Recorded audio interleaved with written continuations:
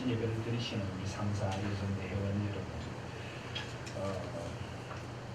우리가 헌신이라고 할 때는 그야말로 드릴 헌자, 몸신자, 몸과 삶을 드린다, 그렇게 우리가 생각을 합니다. 물론 우리가 우리의 몸과 삶 모든 것을 드려 주님을 헌신합니다만은 그러다 보니까 우리가 헌신이라는 것이 어떤 외적인 행동, 사역에서 드러나는 헌신, 그것에 너무 우리가 기준을 두고 헌신을 할 수가 있다는 생각도 듭니다. 근데 정말 성경에서 말씀하시는 참된 헌신, 그것은 어떤 외적으로 드러나는 헌신도 당연히 헌신이겠지만 먼저 우선적으로 우리의 어떤 내면의 변화와 성수, 어떤 내적인 우리의 헌신을 우리는 더 먼저 생각해야 될 것 같습니다. 올해 우리 교회 주제를 제가 부흥이라고 정하다 보니까 이 부흥에 대해서도 좀 그렇게 생각을 많이 하시는 것 같습니다. 부흥인데 좀 외적으로 우리가 교회가 성장하고 부흥해야 되지 않느냐, 그렇게 이야기를 하시는 분이 많이 있습니다. 물론 맞습니다. 교회가 외적으로 성장하고 부흥해야 하는 것 맞습니다. 근데 제가 올해 부흥이라는 것을 주제로 정하고 하나님 앞에 기도하는 가운데 주제로 정하고 단위에서 결정해서 정한 데는 외적인 성장보다는 사실 내적인 심령의 부흥이라는 그런 의미가 사실은 더 강하기는 강했습니다. 왜냐하면 올해가 종교개혁 500주년 기념을 해이기 때문에 우리가 물론 외적인 수적인 부흥도 이루어가야 되겠지만 그보다 먼저 우리 내면의 우리 영적인 상태가 한 번 더 새로워져야 되겠다. 우리 심령의 진정한 부흥이 일어나야 되겠다. 그래서 오직 말씀, 이 말씀을 깊이 붙들고 이 말씀 앞에서 우리가 새롭게 되는 그런 진정한 부흥, 그리고 우리의 믿음의 자리를 온전히 새롭게 하고 순전한 믿음, 오직 믿음으로 우리가 서는 그런 부흥, 그리고 주님의 은혜 앞에서 그 깊은 은혜에 잠기는 어떤 내적인 심령의 어떤 간절함, 그 은혜의 풍성함, 오직 은혜, 그리고 오직 하나님의 영광을 위하여 우리가 눈에 보이는 것이든 보이지 않는 것이든 삶의 모든 자리를 하나님의 영광을 위하여 오직 그리스도를 닮아가며 그리스도로 말미암아 변화되고 그 그리스도의 생명의 복음을 우리가 먼저 누리게, 그 복음을 나누는 그런 부분, 저는 좀 더 이 내적인 심령의 변화와 개혁을 좀 더 초점에 두었던 것인데 조금 그런 면에서 우리가 다시 한번 올해 우리가 서야 할 자질을 한번 생각해 봤으면 싶은 생각도 있습니다. 오늘 이런 말씀을 드리는 것은 오늘 3사 예전대 헌신 예배를 드리면서도 오늘 나누는 말씀이 우리가 물론 교회를 향한 열정적인 헌신, 또 어떤 눈에 보이는 가시적인 사역들을 통한 헌신도 우리가 꼭 해야겠지만 그보다 우선시 되어야 할 내적인 변화와 성수, 그런 어떤 내적인 헌신에 대하여 오늘 먼저 한번 말씀을 나누어보기를 소원합니다. 오늘 베드로후서 1장 1절에 보시면 예수 그리스도의 종이며 사도인 시몬 베드로는 우리 하나님과 구주 예수 그리스도의 의를 힘입어 동일하게 보배로운 믿음을 우리와 함께 받은 자들에게 편지한다라고. 여기 보시면 성경을 좀 더 주의 깊게 보시면 예수 그리스도께서는 예수 그리스도의 종인 시몬 베드로께서는 자신을 소개하면서 아주 특별한 용어들을 좀 사용하고 있습니다. 종과 사도 시몬과 베드로라고 하는 것입니다. 어떻게 보면 이것은 굉장히 상반될 수 있는 말의 조합입니다. 종이란 무엇입니까? 종이란 그 당시 예수님 당시 사회에 있어서는 사회적인 신분이 가장 낮은 자리, 가장 사람들에게 천대받고 멸시받는 자리가 종의 자리입니다. 아무런 권리도 주장할 수 없고 내가 무엇을 해놓고도 무엇을 했다고 자랑할 수도 없고 자랑했어도 안 되고 자랑할 자격도 없는 자입니다. 가장 낮은 자, 멸시받는 것이 당연하고 조금이라도 대접을 받으면 감격스러운 자리가 종의 자리입니다. 근데 사도는 어떤 사람입니까? 사도는 처음 교회를 세운 교회 영적인 지도자들입니다. 근데 지금 베드로께서는 종이며 사도다. 결국 사도라는 자리도 종이라는 개념이 우선시 되어야 된다는 것입니다. 무엇보다 먼저 우리는 그리스도의 종이라는 것을 잊어서는 안 된다고 강조를 하고 있는 것입니다. 그렇습니다. 우리가 이 종이라는 생각, 둘로스, 이 종이라는 생각을 잊어버리게 될 때 우리 신앙이 변질되게 됩니다. 가장 먼저 목사인 저부터도 그렇죠. 목사는 예수 그리스도의 종입니다.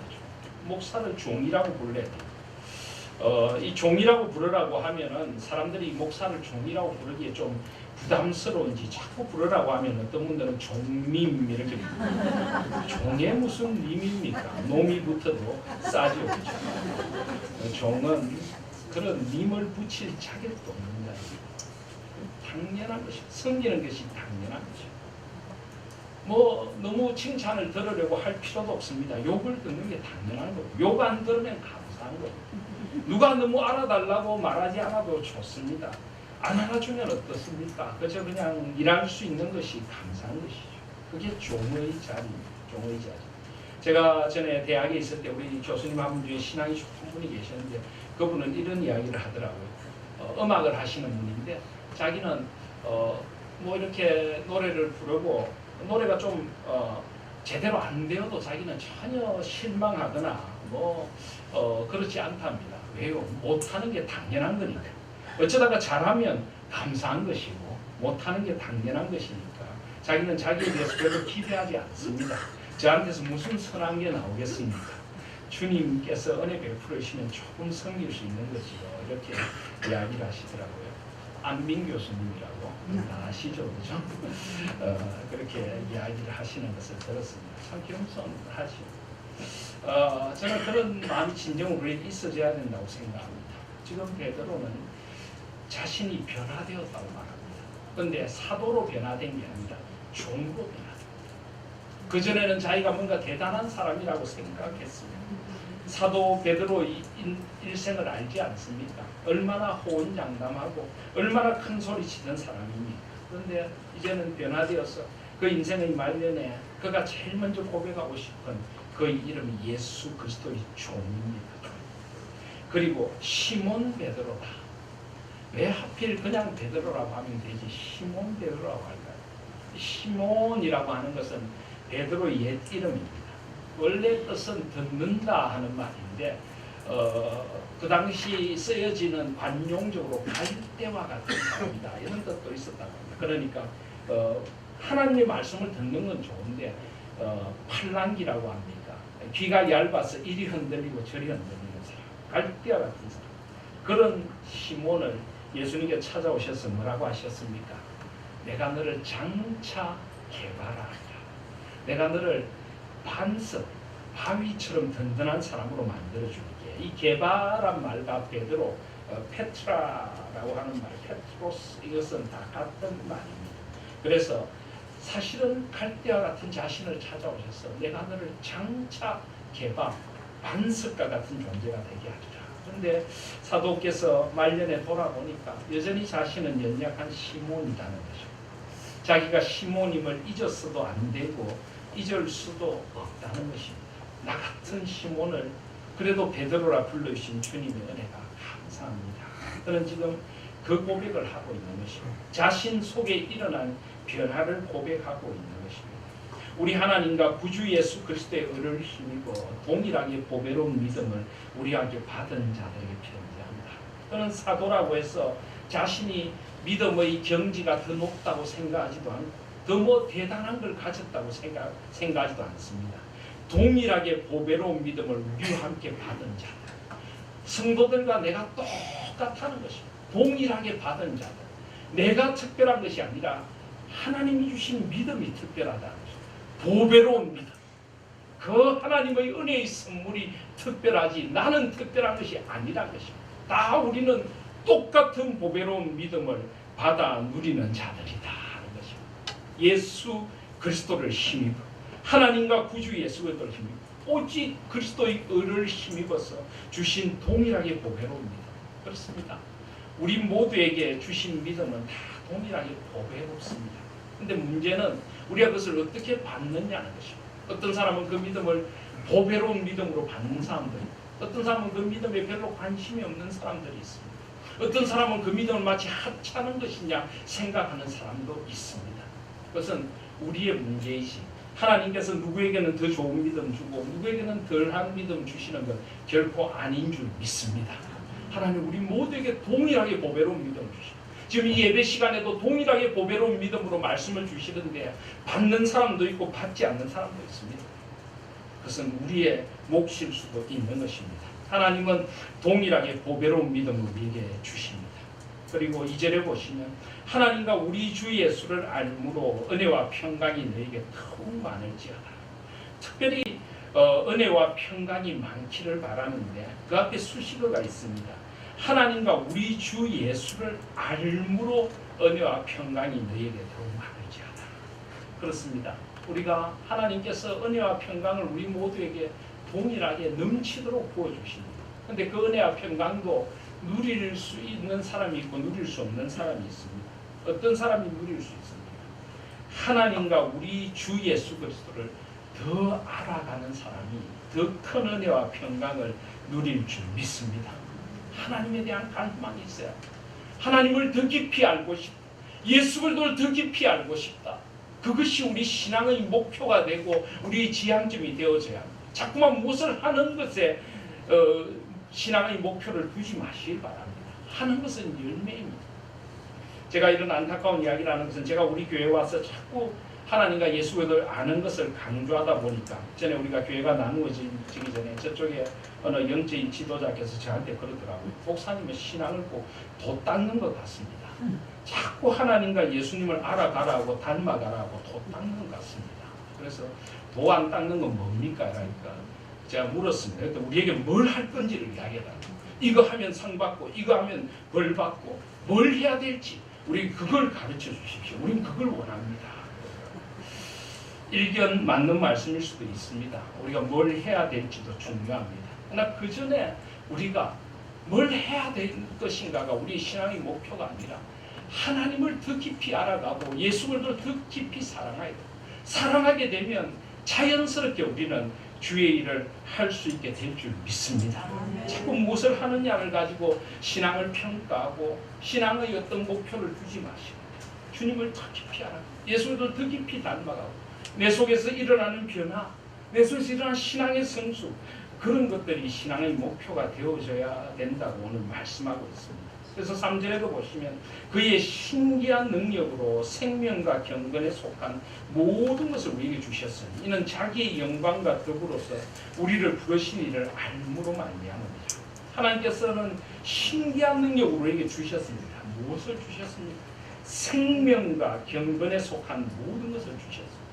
주님이 주신 것은 풍성한 생명입니다. 이 풍성한 생명을 좀 누리고 살 필요가 있습니다.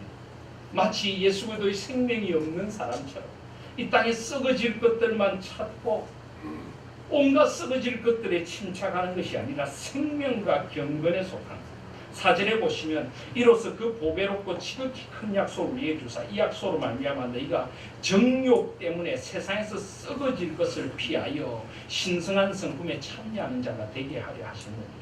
생명에 반대되는 것은 썩어지는 것입니다. 세상에서 정욕 때문에 썩어지는 것과 생명, 여러분 무엇을 추구하며 살고 있습니까? 생명, 영생이란 무엇입니까? 요한복음 17장 3절에도 보시면 영생은 곧 유일하신 참 하나님과 그가 보내신 자 예수 그리스도를 아는 것입니다. 물론 영생은 영원히 사는 것입니다. 그런데 그냥 영원히 사는 것, 그게 무슨 의미가 있겠습니까? 진정한 영생은 하나님과의 깊은 교제 속에서 하나님을 더 알아가고 하나님을 더 찬양하고 하나님에 대한 그 사랑이 더 깊어져 가서 그 하나님을 누리고 살아가는 것. 그 예수 그리스도와 깊은 교제 속에서 주님을 닮아가는 것입니다. 바로 그런 생명과 경건에 속한 모든 것, 경건에 속한 모든 것을 우리에게 주셨다라고 말합니다. 다시 한번 생명과 경건에 속한 모든 것이 우리에게 이미 주어졌습니다. 그의 신기한 능력으로 주셨습니다. 이는 자기의 영광과 덕으로서 우리를 부르시니를 알므로 말미암습니다. 하나님의 영광과 여기 덕이라고 하는 것은 원래 아랫대 탁월함인데 능력으로도 번역할 수 있을 것입니다. 하나님의 영광, 하나님의 능력으로 우리를 부르시기를 알아가기를 원하십니다. 더 깊이 알아가고 더 깊이 사랑하고 더 깊이 하나님을 누리기를 원하시는 것입니다. 사람의 제일 되는 목적이 무엇입니까? 오직 하나님께 한 영광을 돌리고 영원토록 그분을 즐거워합니다.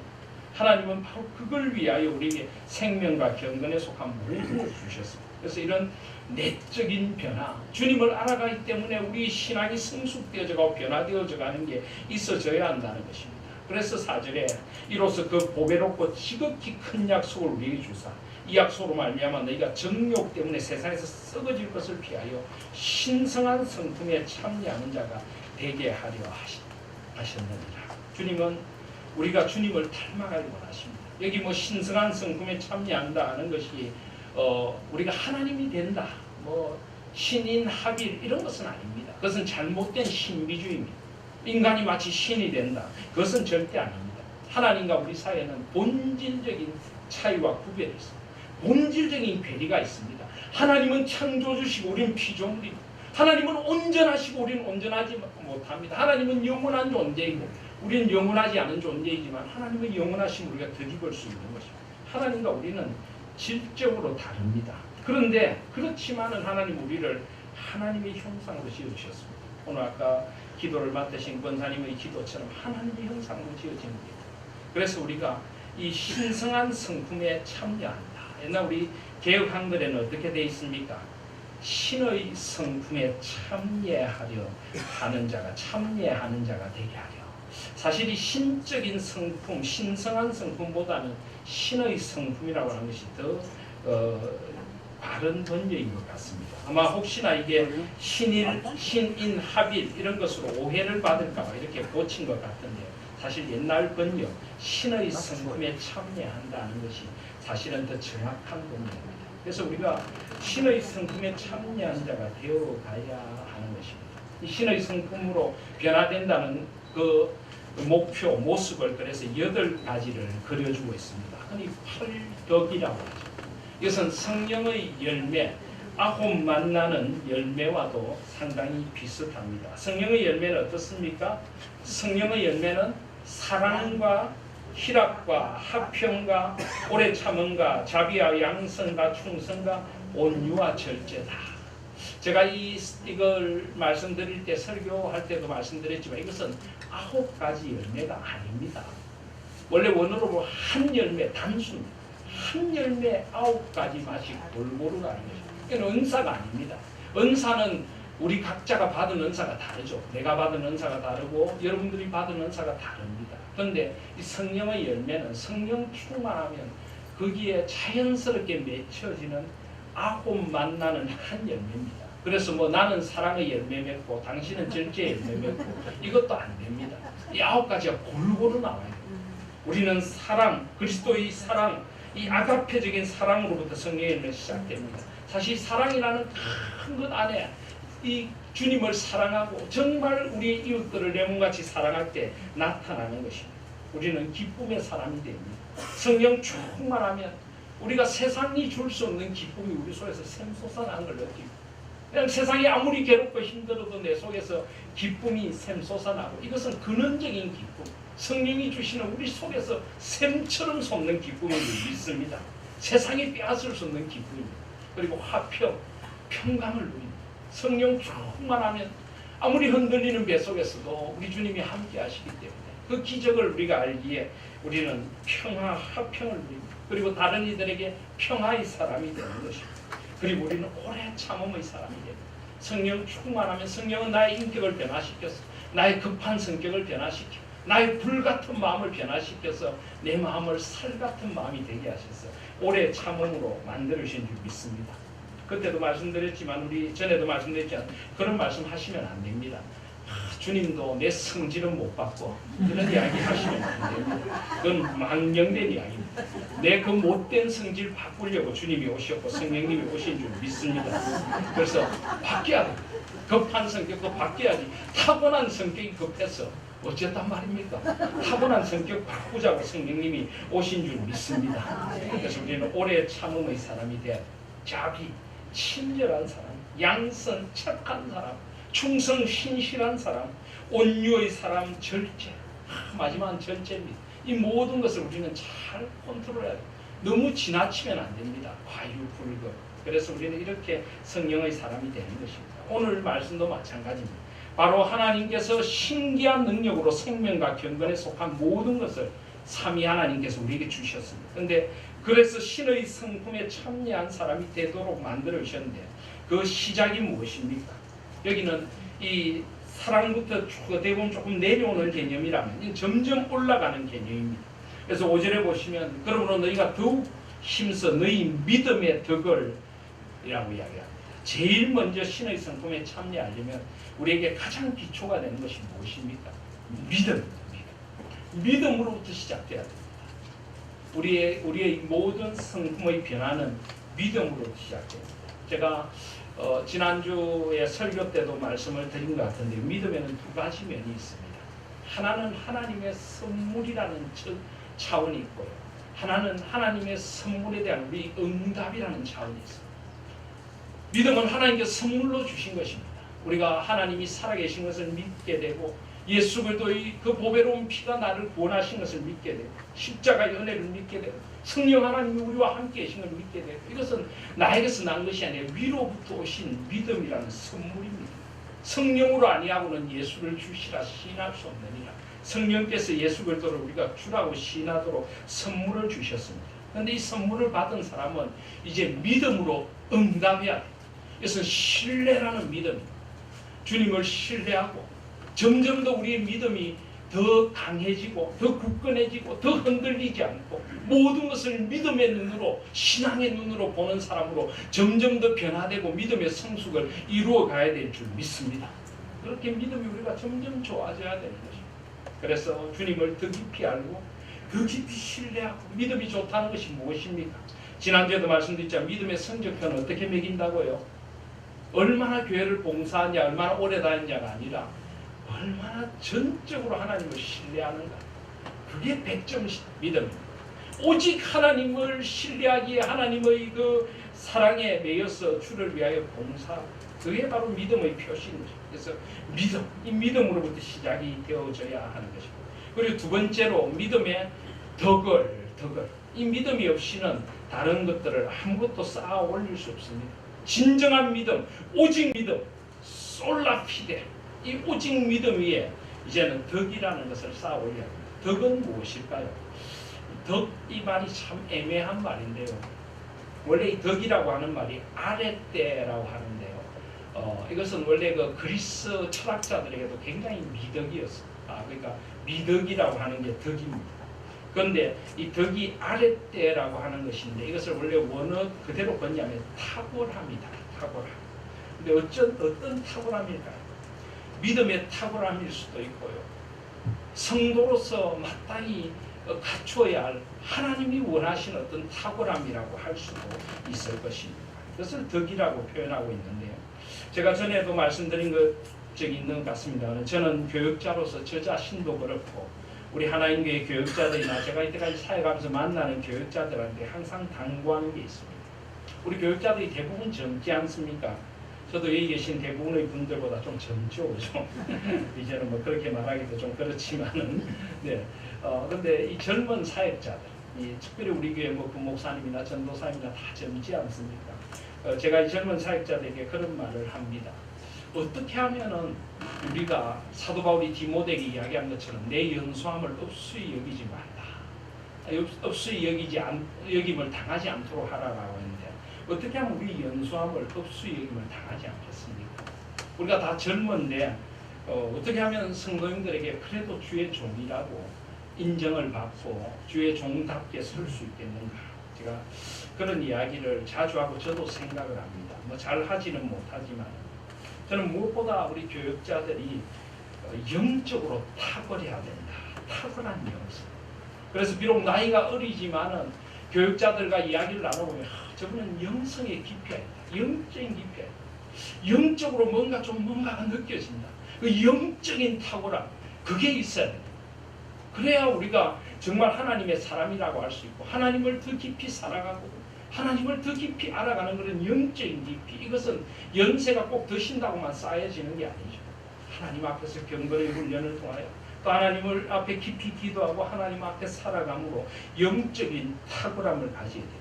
저는 우리 교육자들에게도 그런 영적인 탁월함이 있어져야 된다. 그래야 우리가 교육자답지 않겠는가. 두 번째로 탁월한 인격. 그래도 교육자라면 인품이 조금 달라야 된다는 것이죠. 뭐 늘 우리가 그런 말을 하기 부끄러운 존재죠. 늘 그렇게 되기를 노력하는데요. 인품이 뭔가 좀 다르다는 거죠. 저 전도사님은 젊지만은 그래도 좀 인격적으로 예수를 닮은가. 누가 봐도 참 교육자다운 인격을 가지고 있다. 탁월한 인격이 필요하다. 그리고 세 번째로 탁월한 어떤 가치관과 비전, 어떤 성경적인 비전과 가치관. 우리가 뭐 세상에 여러 일들을 하시는 여러분들보다 뭘 더 알겠습니까? 우리 교회는 각계각층의 전문가들이 많이 계십니다. 예를 들어 기업의 전문가도 계시고 사회 여러 분야의 전문가도 계시고 정치나 교육계나 모든 전문가들이 있을 수 있습니다. 우리 교육자들이 뭘 그렇게 탁월한 사회 여러 분야에 계신 분들보다 더 많은 걸 알겠습니다. 그렇지만 우리는 성경의 전문가가 되고 성경적인 가치관과 세계관의 전문가가 되어서 우리의 정치가 어디로 가야 되는지, 이 역사가 어디로 가야 되는지 하나님 나라의 비전을 가지고 그 방향성은 제시해 줄 수 있어야 한다는 것입니다. 좌로나 우로나 치우치지 않고 정말 하나님 나라의 비전을 이 땅에 실현하기 위하여 이 땅의 교육과 정치와 사회와 모든 것들이 가야 할 그 하나님 나라의 비전을 제시해주는 이런 탁월한 가치관, 세계관, 비전이 있어져야 된다. 저는 그런 이야기를 우리 교육자들에게 자주 합니다. 저부터 여전히 너무 부족하고 갖추지 못한 게 많습니다만은 그런 탁월한 영성, 탁월한 인격, 탁월한 비전, 가치관, 그런 것들이 있어져야 될 줄 믿습니다. 비록 우리 교육자들뿐만이 아니라 우리 하나님교회 지도자들이나 우리 또 3사 여전교회 같으면 교회 여성 지도자들 중에 한 그룹이십니다. 그런 어떤 탁월한 영성을 가지고 후배들을 영적으로 이끌어주고 탁월한 인격, 변화된 인격을 가지고 뭔가 좀 달라져야 한다는 것입니다. 특별히 우리 3사 여전교회 우리 회원님들의 제가 가장 간절한 기도 제목을 보니까 자녀들 결혼인 것 같아요. 자녀들 결혼. 좋은 며느리 보고 좋은 사이 보고. 근데 좋은 며느리, 좋은 사이 보려면 어떻게 해야 될까요? 먼저 좋은 시어머니가 되셔야 돼요. 좋은 장모님이 되셔야 돼요. 신앙의 장모님이 되시고 신앙의 시어머니가 되셔야 돼요. 그래야 우리 며느리들이 시금치도 먹기 싫다 이런 말 안 할 것 아닙니까? 정말 우리 시어머니를 닮아가고 싶다. 우리 시어머니 같은 분이라면 정말 저 시어머니가 믿는 예수님을 나도 한번 잘 믿어보고 싶다. 이런 감동을 줄 수 있는 시어머니들, 그런 장모님이 되셔야 되지 않겠습니까? 탁월한 영성과 탁월한 인격, 탁월한 가치관을 가지고 세상을 이끌어줄 수 있는 그런 영적인 지도자들이 다 되시기를 바랍니다. 그래서 덕의 지식을, 이 지식은 무엇일까요? 우리의 지식은 하나님을 아는 지식입니다. 종교개혁자 칼빈은 기독교 강요에서 그렇게 말했습니다. 우리 인간이 반드시 가져야, 또 인간이 가질 수 있는 가장 고상한 지식이 두 가지가 있다라고 했습니다. 뭐가 있을까요? 첫 번째는 하나님을 아는 지식. 삼위 하나님을 알아갈 수 있다. 인간이 온 세상을 창조하시고 구원하신 하나님을 알아갈 수 있다는 것이 가장 고귀한 지식이라는 것입니다. 그리고 그 하나님을 알아가는 길이 이 성경이라는 것입니다. 그리고 두 번째 지식은 뭘까요? 하나님 안에서 내가 누군가라는 것입니다. 하나님 안에서 인간이 누군가라는 것입니다. 세상의 어떤 철학이나 무슨 세상의 어떤 문학이나 세상의 어떤 그런 것들이 아니라 하나님 앞에서 내가 누구인가를 알아가는, 하나님이 창조하신 나, 하나님 창조하신 인간을 알아가는 것, 그게 가장 중요한 지식이라고 했습니다. 그렇습니다. 우리에게도 그 지식이 필요합니다. 하나님을 더 깊이 알아가고 하나님 앞에서 내가 어떤 존재인가를 알아가는 그 지식 안에서 자라가야 될 줄 믿습니다. 그런데 지식에 그 다음에 뭐가 있습니까? 절제를. 왜 지식에 절제가 붙어 있을까요? 여러 가지 이유가 있겠습니다만 일반적으로 지식이 늘어나면 절제가 사라집니다. 그렇지 않습니까? 우리는 제약된 본성을 갖고 있어서 지식이 늘어나면 교만해집니다. 성경 지식이 늘어나도 교만해집니다. 그래서 자꾸만 내가 가진 지식을 뽐내고 싶고 다른 사람들을 무시하게 되고 그리고 내가 가진 지식으로 다른 사람을 함부로 판단하고 정죄하게 될 수가 있습니다. 그래서 지식 다음에 우리에게 필요한 것이 절제입니다. 그 지식이 나를 변화시키는 지식이 되어져야 되고요. 다른 사람을 함부로 정죄하거나 판단하거나 비판해서 안 되는 것입니다. 그는 하나님의 일을 하는 사람이고 나도 하나님의 일을 하는 사람입니다. 우린 절제를 가지고 하나님 앞에서 자신을 다스릴 줄 알아야 될 줄 믿습니다. 정말 싸워야 될 적은 다른 상대가 아니라 나입니다. 다른 사람을 향해 시기하고 질투하기보다는 나 자신의 죄악된 본성을 오히려 미워하고 자신을 미워하고 그렇게 자신의 절제를 이루어가야 하는 것입니다. 그래서 절제 그 다음에 무엇이 있습니까? 인내라. 그리고 끝까지 참아야 합니다. 절제가 자신에 대한 어떤 참음이라면 인내는 타인에 대한 참음입니다. 우리는 끝까지 인내할 수 있어야 됩니다. 하나님께서 우리를 길이 참아주셨기에 우리도 더 참아야 되고 더 인내하고 하나님의 의를 이루어 가야 하는 것입니다. 하나님께서 때가 되면 거두게 해주실 줄을 믿어야 합니다. 그래서 야고보서 5장 7절에 보시면 그러므로 형제들아 주께서 강림하시기까지 길이 참으라. 보라 농부가 땅에서 나는 귀한 열매를 바라고 길이 참아 이른 비와 늦은 비를 기다리나니 너희도 길이 참고 마음을 굳게 하라. 주의 강림하심이 가까우니라. 길이 참으라. 참으면요 이깁니다. 참으면 이깁니다. 참지 못하면 지게 되더라고요. 참으면 이깁니다. 그리고 참으면 주께서 다 갚아주시는 줄 믿습니다. 주님이 채워주십니다. 인내해야 그리고 인내의 경건이라는 것은 하나님 앞에서 거룩함이기도 하고 이웃을 향한 거룩함이기도 한 것입니다. 야고보서 1장 27절에 보시면 하나님 아버지 앞에서 정결하고 더러움이 없는 경건은 곧 고아와 가부를 그 환난 중에 돌아보고 환난 중에 돌보고 또 자기를 지켜 새 속에 물들지 아니하는 그것이니라. 경건은 추상적인 것이 아닙니다. 성경책을 끼고 주여 하고 다닌다고 경건한 것이 무조건 아닙니다. 하나님 앞에서 정결하고 더러움이 없어야 됩니다. 고아와 가부 힘든 이들을 환난 중에 돌아봐야 합니다.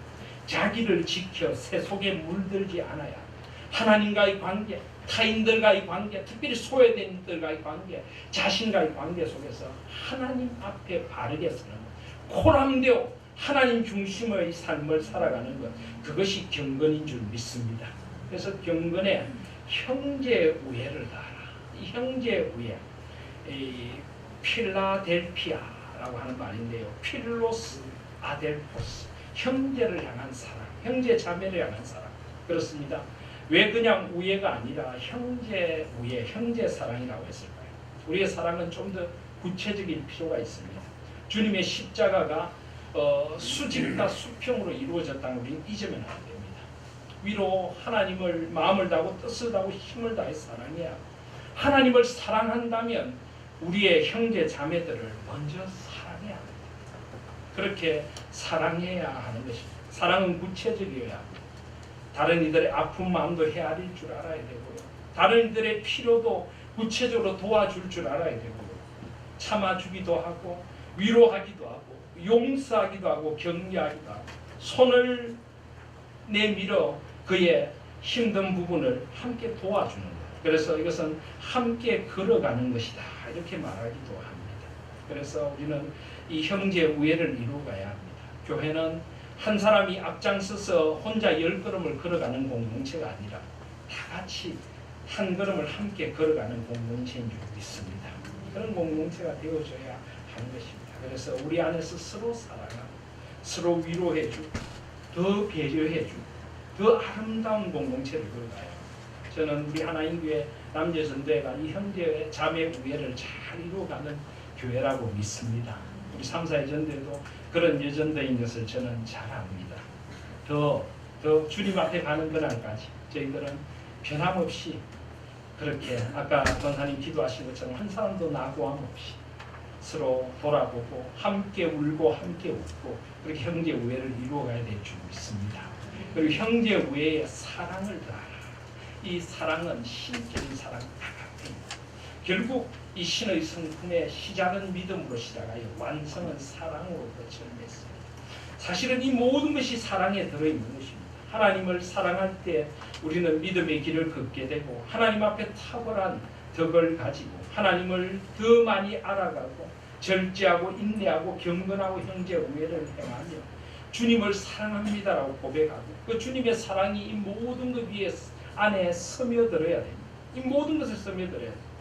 지식도 주님을 향한 사랑, 이웃을 향한 사랑이 없는 지식은 남을 판단할 수 있습니다. 절제조차도 주님을 사랑하는 것이 아니라 자기에 의해 젖으면 안 되는 것입니다. 인내도 주님을 사랑하기에 끝까지 길이 참아야 하는 것입니다. 주님을 사랑하기에 우리는 주님 앞에 더 경건하게 서고 형제 우애를 다하는 것입니다. 모든 것이 주님을 향한 사랑으로 모아지고 우리가 진정으로 해야 될 것은 우리가 더 많이 사랑하는가 하는 것입니다. 그래서 사랑을 따라 8가지 팔떡 이것을 하나하나 쌓아가며 이 8가지가 골고루 드러날 때 우리는 신의 성품에 참여한 자다 하는 말을 듣게 될 줄 믿습니다. 우리 3, 4 예전대가 신의 성품에 참여한 자다 하는 그런 말을 들을 수 있는 3, 4 예전대가 되기를 바랍니다. 그래서 말씀을 맺으며 8절을 보시면 이런 것이 너희에게 있어 흡족한 적 너희로 우리 주 예수 그리스도를 알기에 게으르지 않고 열매 없는 자가 되지 않게 하려니와. 우리 신앙인들은 게을러서는 안 됩니다. 한 번씩 보면은 세상에서는 정말 열심히 최선을 다해 사시는데 신앙에 있어서는 참 게으른 분들이 계십니다. 하나님을 더 알아가는 데 있어서는 참 무관심하고 게으릅니다. 세상에서는 최선을 다하면서 교회에서는 최소한의 것만 하려고 합니다. 그것은 잘못된 자세입니다. 세상에서 최선을 다하는 만큼 그리스도를 알아가는데도 최선을 다하실 수 있는 저와 여러분들이 되십시다. 주님의 나라와 교회를 위하여 최선을 다할 수 있는 저와 여러분들이 되십시다. 그래서 이런 인격과 변화와 성수의 열매도 맺고 이런 열매들이 교회의 더 아름다운 열매로 맺혀지기를 소원합니다. 9절에 보면 이런 것이 없는 자는 맹인이라 멀리 보지 못하고 이런 것이 없는 사람은 맹인과 마찬가지입니다. 이런 팔뜻도 갖추지 못하고 교회에서 내가 무언가를 하려고 하면 안 됩니다. 멀리 볼 수 없기 때문입니다. 그의 옛 죄가 깨끗하게 된 것을 잊어버린 사람입니다. 아직도 죄악에 머물고 있다는 말입니다. 10절에 보시면 그러므로 형제들아 더욱 힘써 너희 부르심과 택하심을 굳게 하라. 너희가 이것을 행한 적 언제든지 실족하지 아니하리라. 우리는 더욱 힘써 우리를 불러주신 부르심을 택하심을 굳게 하면서 주님 앞에 날마다 새롭게 되고 매일매일 변화되어 가야 될 줄 믿습니다. 제가 가진 책 중에 이런 책이 있습니다. 날마다 1mm씩 자라는 믿음. 그렇습니다. 우리 믿음은 그렇게 자라가야 합니다. 그래서 영혼의 나라에 이르도록 자라가야 되고 함께 자라가야 됩니다. 11절에 보시면 이같이 하면 우리 주 곧 구주 예수 그리스도의 영원한 나라에 들어감을 넉넉히 우리에게 주시리라. 넉넉히 너에게 주시리라. 우리는 믿음으로 은혜로 들어가지만은 우리가 이런 것들을 행할 때 넉넉히 들어가시라. 주님 앞에 부끄럽지 않은 고리 자리에 서게 될 줄 믿습니다. 주께서 부르시는 대로 주님과 많이 닮은 존재로 가셔야죠. 어떤 목사님 그런 이야기를 하더라고요. 천국 가서 우리가 주님하고 살아가기에 불편해서는 안 되지 않냐. 주님을 너무나 안 닮다 보면 천국 가면 불편할 거 아니에요. 주님하고 나하고 너무 달라가지고 그런 존재는 안 돼야 되지 않겠습니까? 점점 주님을 닮아가서 천국 가서 불편함 없이 주님과 영원한 생을 누리시고 또 우리가 함께 그 생을 누리는 우리 하나님께 모든 성도님들 3, 4의 전대 되시기를 주님의 이름으로 축복드립니다.